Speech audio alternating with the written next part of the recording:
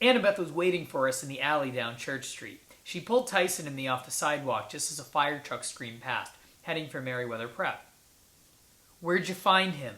she demanded, pointing at Tyson. Now, under different circumstances, I would have been real happy to see her. We made our peace last summer, despite the fact her mom was Athena and didn't get along with my dad. I missed Annabeth probably more than I wanted to admit. But I'd just been attacked by cannibal giants. Tyson had saved my life 3 or 4 times, and all Annabeth could do was glare at him like he was the problem. "He's my friend," I told her. "Is he homeless?" "What does that have to do with anything? He can hear you, you know. Why don't you ask him?" She looked surprised. "He can talk?" "I talk," Tyson admitted. "You are pretty." "Ah, gross!" Annabeth stepped away from him. I couldn't believe she was being so rude. I examined Tyson's hands, which I was sure must have been badly scorched by the flaming dodgeballs, but they looked fine, grimy and scarred with dirty fingernails the size of potato chips, but they always looked like that. "Tyson," I said in disbelief, "your hands aren't even burned." "Of course not," Annabeth muttered. "I'm surprised the Lastrygonians had the guts to attack you with him around." Tyson seemed fascinated by Annabeth's blonde hair. He tried to touch it, but she smacked his hand away. "Annabeth," I said, "what are you talking about? What?" "Lastrygonians, the monsters in the gym. They're a race of giant cannibals who live in the far north. Odysseus ran into them once, but I've never seen them as far south as New York before." I can't even say that. What do you call them in English?" She thought for a moment. "Canadians," she decided. "Now come on, we have to get out of here." "The police will be after me." "That's the least of our problems," she said. "Have you been having the dreams?" "The dreams? About Grover?" Her face turned pale. "Grover? No. What about Grover?" I told her my dreams. "Why, what were you dreaming about?" Her eyes looked stormy, like her mind was racing 1,000,000 miles an hour. "Camp," she said at last. "Big trouble at camp." "My mom was saying the same thing, but what kind of trouble?" "I don't know exactly. Something's wrong. We have to get there right away. Monsters have been chasing me all the way from Virginia, trying to stop me. Have you had a lot of attacks?" I shook my head. "None all year, until today." "None? But how?" Her eyes drifted to Tyson. "Oh." "What do you mean, oh?" Tyson raised his hand like he was still in class. "Canadians in the gym called Percy something. Son of the sea god?" Annabeth and I exchanged looks. I didn't know how I could explain, but I figured Tyson deserved the truth after almost getting killed. "Big guy," I said. "You ever heard of those old stories about the Greek gods like Zeus, Poseidon, Athena?" "Yes," Tyson said. "Well, those gods are still alive. They kind of follow Western civilization around, living in the strongest countries. So now they're in the U.S. and sometimes they have kids with mortals, kids called half-bloods." "Yes," Tyson said, like he was still waiting for me to get to the point. Well, Annabeth and I are half-bloods," I said. "We're like heroes in training, and whenever monsters pick up our scent, they attack us. That's what those giants were in the gym. Monsters." "Yes?" I stared at him. He didn't seem surprised or confused by what I was telling him, which surprised and confused me. "So you believe me?" Tyson nodded. "But you are son of the sea god." "Yeah," I admitted. "My dad is Poseidon." Tyson frowned. Now he looked confused. "But then," a siren wailed. A police car raced past our alley.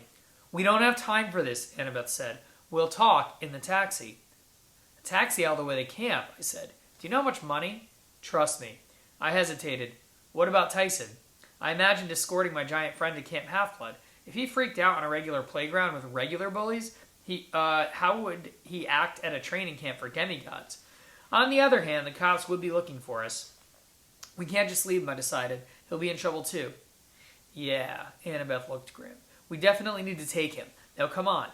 I didn't like the way she said that, as if Tyson were a big disease we need to get to the hospital. But I followed her down the alley. Together, the three of us sneaked through the side streets of downtown, while a huge column of smoke billowed up behind us from my school gymnasium. "Here," Annabeth stopped us in front of the corner of Thomas and Trimble. She fished around in her backpack. "I hope I have one left." She looked even worse than I realized at first. Her chin was cut, twigs and grass were tangled in her ponytail as if she'd slept several nights out in the open. The slashes on the hems of her jeans looked surprisingly suspicious, like claw marks. "What are you looking for?" I asked. All around us, sirens wailed. I figured it wouldn't be long before more cops cruised by, looking for juvenile delinquent gym bombers. No doubt Matt Sloan had given them a statement for now. He'd probably twisted the story around so Tyson and I were the bloodthirsty cannibals. Found one, thank the gods. Annabeth pulled out a gold coin, and I recognized it as a drachma, the currency of Mount Olympus. It had Zeus's likeness stamped on one side and the Empire State Building on the other. Annabeth, I said, New York taxi drivers won't take that. Anakochi, she shouted in ancient Greek. Harma epitribios. As usual, the moment she spoke in the language of Olympus, I somehow understood it. She'd said, stop, chariot of damnation. That didn't exactly make me feel real excited about whatever her plan was. She threw her coin onto the street, but instead of clattering on the asphalt, the drachma sank right through and disappeared. For a moment, nothing happened. Then, just when the coin had fallen, the asphalt darkened. It melted into a rectangular pool about the size of a parking space, bubbling red liquid like blood. And then a car erupted from the ooze. It was a taxi, all right, but unlike every other taxi in New York, it wasn't yellow. It was smoky gray. I mean, it looked like it was woven out of smoke, like you could walk right through it. There were the words printed on the door, something like Gaiar Sries, but my dyslexia made it hard for me to decipher what it said. The passenger window rolled down and an old woman stuck her head out. She had a mop of grizzled hair covering her eyes, and she spoke in a weird mumbling way, like she just had a shot of Novocaine. Passage? Passage? 3 to Camp Half-Blood, Annabeth said. She opened the cab's back door and waved at me to get in. Like this was all completely normal. Ach, the old woman screeched. We don't take his kind. She pointed a bony finger at Tyson. What was it? Pick on Big and Ugly Kids Day? Extra pay, Annabeth promised. 3 more drachma on arrival. Run, the woman screamed. Reluctantly, I got in the cab. Tyson squeezed in the middle. Annabeth crawled in last. The interior was also smoky gray, but it felt solid enough. The seat was cracked and lumpy, no different than most taxis. There was no plexiglass screen separating us from the old lady driving. Wait a minute. There wasn't just one old lady. There were 3, all crammed in the front seat, each with stringy hair covering her eyes, bony hands, and a charcoal-colored sackcloth dress. The one driving said, Long Island? Out of Metro fare bonus! Ha! She floored the accelerator and my head slammed against the backrest. A pre-recorded voice came on over the speaker. Hi, this is Ganymede, cut beer to Zeus, and when I'm out buying wine for the Lord of the Skies, I always buckle up. I looked down and found a large black chain instead of a seatbelt. I decided I wasn't that desperate yet. The cab sped around the corner of West Broadway, and the gray lady sitting in the middle screeched, Look out! Go left! Well, if you give me the eye, Tempest, I can see that, the driver complained. Wait a minute, give her the eye? I didn't have time to ask questions because the driver swerved to avoid an oncoming delivery truck, ran over the curb with a jaw-rattling thump, and flew into the next block. Wasp, the third lady said to the driver. Give me the girl's coin. I want to bite it.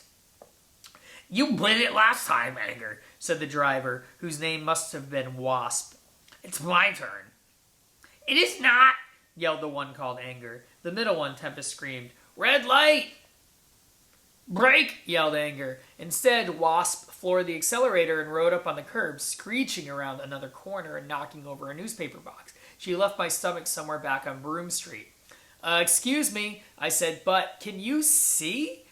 No, screamed Wasp from behind the wheel. No, screamed Tempest from the middle. Of course, screamed Anger by the shotgun window. I looked at Annabeth. They're blind? Not completely, Annabeth said. They have an eye. One eye? Yeah. Each? No, one eye total. Next to me, Tyson groaned and grabbed the seat. Not feeling so good.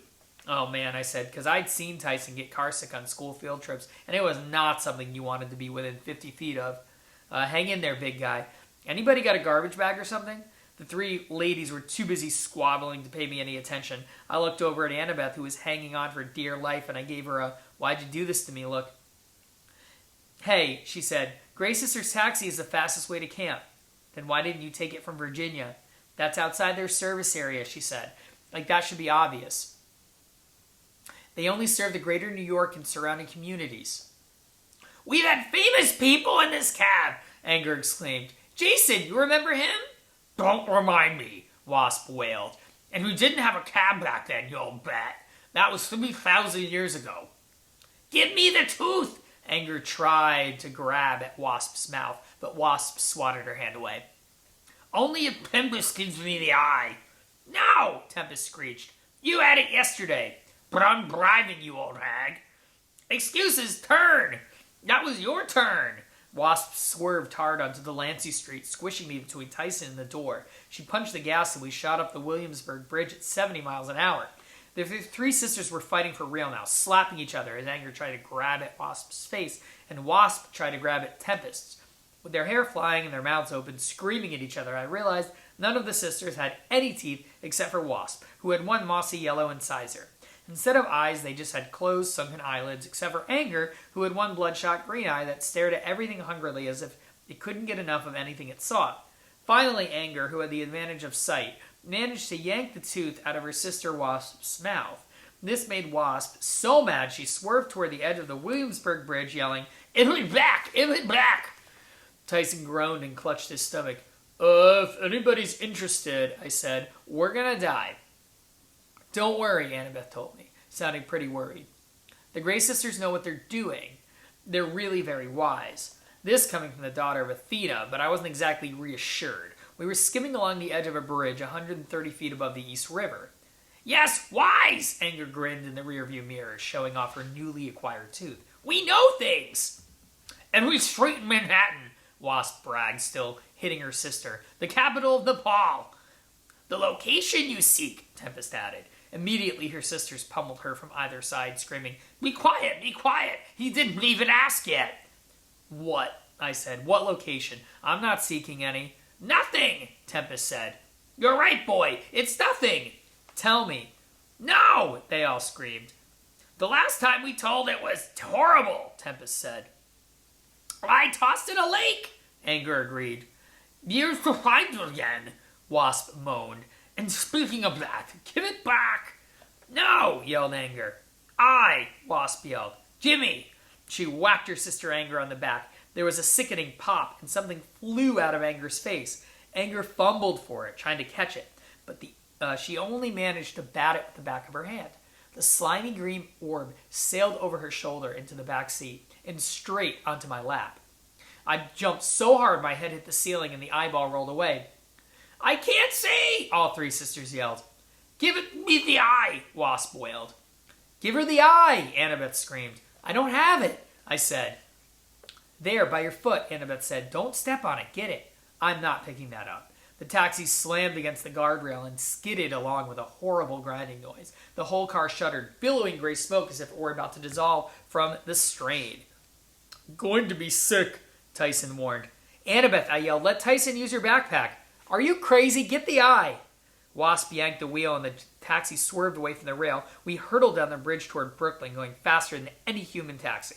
The Grey Sisters screeched and pummeled each other and cried out for their eye. At last I steeled my nerves. I ripped off a chunk of my tie-dye t-shirt, which was already falling apart from all the burn marks, and used it to pick the eyeball off the floor. "Nice boy!" Anger cried, as if she somehow knew I had her missing peeper. "Give it back!" "Not until you explain," I told her. "What were you talking about, the location I seek?"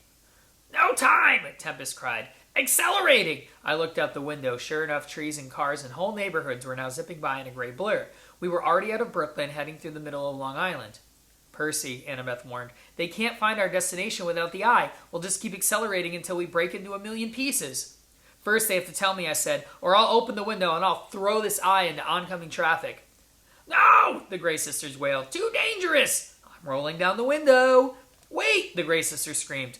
30, 31, 75, 12. They belted it out like a quarterback calling a play. "What do you mean?" I said. "That makes no sense." 30, 31, 75, 12, Anger wailed. "That's all we can tell you. Now give us the eye. Almost to camp." We were off the highway now, zipping through the countryside of northern Long Island. I could see Half-Blood Hill ahead of us with its giant pine tree at the crest, Talia Street, which contained the life force of a fallen hero. "Percy," Annabeth said more urgently, "give them the eye now."